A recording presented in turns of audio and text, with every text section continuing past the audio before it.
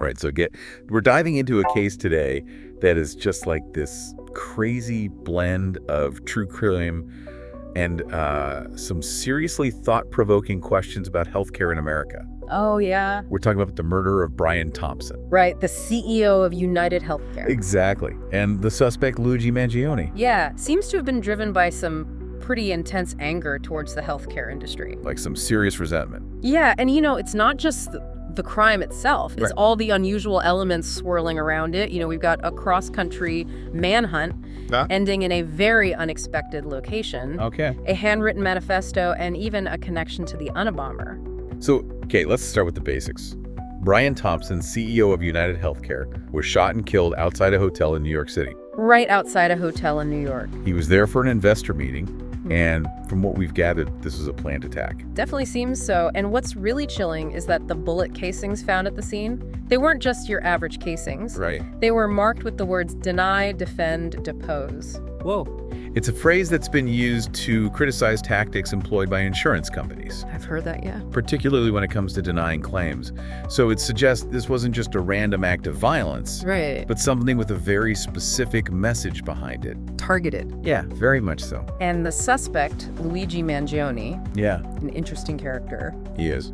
He's 26 years old, graduate of the University of Pennsylvania, a data engineer, comes from a well-off family, no prior criminal record. Right, a clean record. On paper, he doesn't exactly scream cold-blooded killer. It's the kind of case that makes you wonder what could push someone like that to such extremes. Right, like what the heck happened? And that's where the manifesto comes in. Oh, the manifesto. Yeah, so when Mangione was arrested at a McDonald's in Pennsylvania. Wait, a McDonald's? Can you believe that? A McDonald's? Yes. It's crazy. They found a handwritten manifesto expressing his anger towards corporate America, especially the healthcare industry. So that's where that comes in. And there's even a quote where he apologizes for the, strife and trauma, but says, and I quote, "Frankly, these parasites simply had it coming." Wow. That's a pretty strong statement. Mm-hmm. I mean, it definitely sheds light on his mindset, but it's also incredibly disturbing. It is, and it raises the question, what experiences led him to this point? Yeah. We know he had been struggling with chronic back pain, even underwent spinal surgery. Oh, wow. Could this be part of what fueled his resentment? That's definitely a possibility. Possibly, yeah. Speaking of disturbing, did you know there's a Unabomber connection in all of this? Oh, yeah. Mangione was found with a copy of Ted Kaczynski's manifesto, and he even wrote a positive review of it online. It's a detail that has sent chills down a lot of people's spines, for sure. And even David Kaczynski, Ted's brother, has condemned the violence and expressed hope that his brother's actions didn't influence Mangione. Wow. But it does make you wonder, doesn't it, what kind of ideas was Mangione absorbing? It certainly does. And what makes this even more complicated is the online reaction.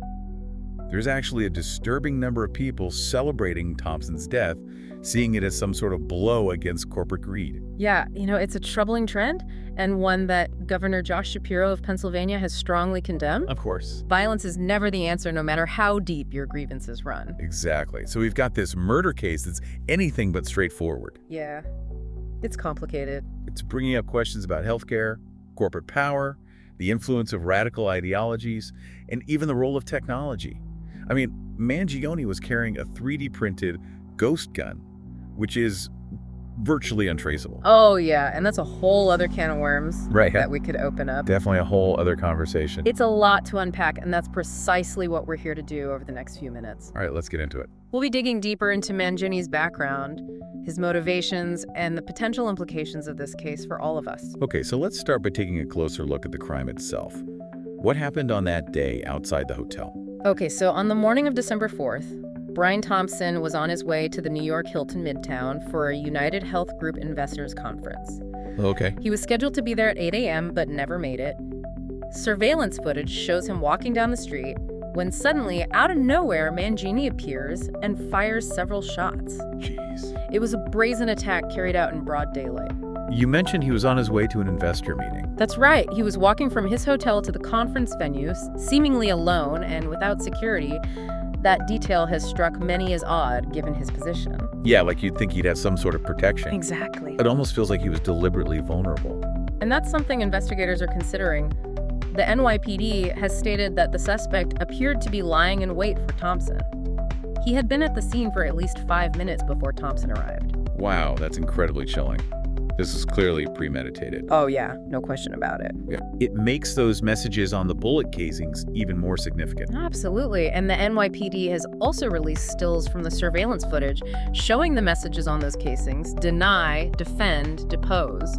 It's a deliberate choice of words intended to send a message. And we know that when Mangione was apprehended, they found more than just the gun.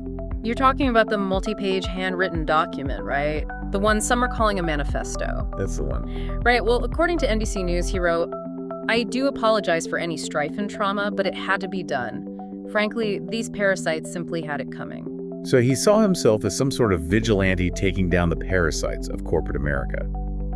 But why target Brian Thompson specifically? What made him the face of Mangione's rage? That's the million-dollar question, and one we'll be exploring further. We'll delve into Mangione's past, his struggles, and try to understand the events that led him down this dark path. This is already proving to be a fascinating, albeit disturbing, deep dive. Stay with us as we continue to unravel this complex case in its many layers. So who is Luigi Mangione?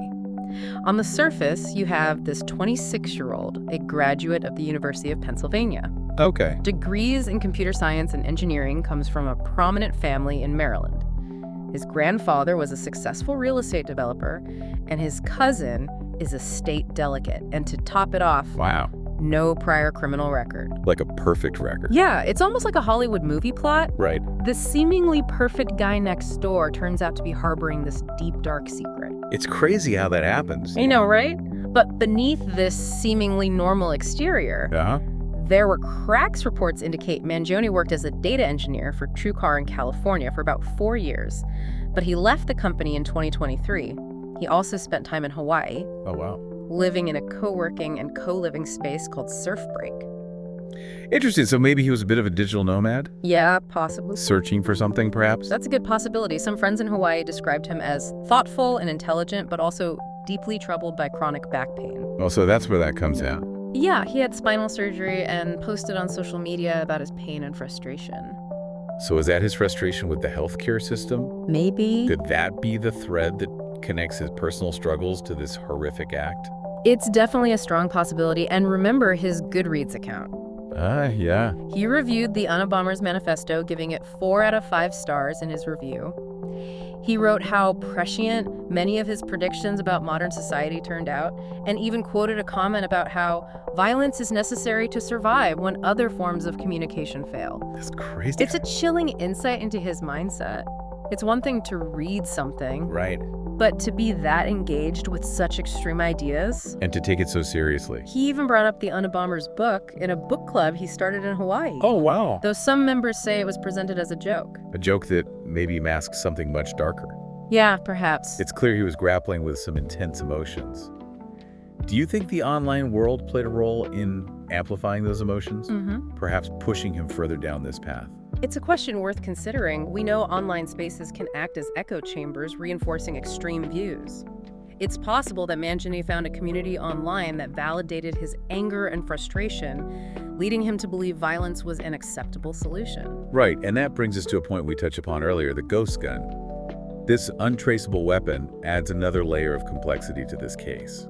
You're right. The fact that Mangione used a 3D printed ghost gun is incredibly concerning. These firearms are incredibly difficult for law enforcement to track, I can imagine. which makes them appealing to those who want to operate outside the law. It's scary how easy it is to get those. It is scary. This case really does feel like a disturbing reflection of our times. The frustration with healthcare, the influence of technology, and the ease with which someone can obtain deadly weapons. It's a volatile combination. Absolutely, and this entire situation has reignited the debate around gun control and the need for stricter regulations. But let's not lose sight of the immediate situation. Mangione has been charged with second-degree murder and several other crimes in New York, but was initially arrested in Pennsylvania on gun and forgery charges. Oh, right. He's currently fighting extradition to New York. So even though this horrible act has been committed, there's still a long legal battle ahead. What do you think his defense strategy will be? His attorney has hinted at a plea of not guilty, which suggests they might try to argue that Mangione was not of sound mind at the time of the shooting. They might try to portray him as someone driven to desperation by his pain and his disillusionment with the system. So paint him as a victim. In a way, yes. It's going to be fascinating to see how this all plays out in court, but beyond the legal proceedings, I think this case compels us to look inward both individually and as a society. I agree. This case is a stark reminder that even seemingly ordinary individuals can be driven to extreme actions. It challenges us to be more aware of the warning signs, to have difficult conversations, and to address the systemic issues that contribute to such profound discontent. But it also highlights the dangers of dehumanizing language and how labeling individuals or groups as parasites can have serious consequences. And on that note, it's crucial to acknowledge the very real victims in this tragedy. Brian Thompson was husband, a father, a friend. His life was cut short, and his loved ones are now left to grapple with this immense loss. It's easy to get swept up in the larger issues and debates surrounding this case, but we must remember that at the heart of it all is a human tragedy with real-world consequences. Well said. Now, we've spent a lot of time dissecting the crime, the suspect, and the various contributing factors. But there's another element that's been lurking in the background of this entire case. It's almost like a specter hanging over everything. You're talking about the Unabomber connection, aren't you? Exactly. It's a connection that's both intriguing and deeply unsettling. It certainly is the fact that Mangione was found with a copy of Ted Kaczynski's manifesto and had even written a positive review of it online raises a lot of questions. Was he simply fascinated by Kaczynski's ideas, or was there something more? Did Kaczynski's writings influence Mangione's actions in any way? Those are questions that investigators are surely trying to answer. And it's worth noting that even David Kaczynski, Ted's brother, has spoken out about this case. That's right. He expressed his sorrow for the Thompson family and condemned the violence, stating that his brother would be horrified by the thought that his writings might have inspired such an act. It's a heartbreaking situation all around, but this Unabomber connection underscores a larger issue that we've been dancing around, the potential for radicalization, particularly in online spaces. You're right, the internet can be a powerful tool for connecting people and spreading information, but it can also be a breeding ground for extremism. Ideas can spread quickly and unchecked, finding fertile ground among those who feel isolated, angry, or disenfranchised. And this case, with its blend of real-world violence and online radicalization, really does feel like a cautionary tale for our times.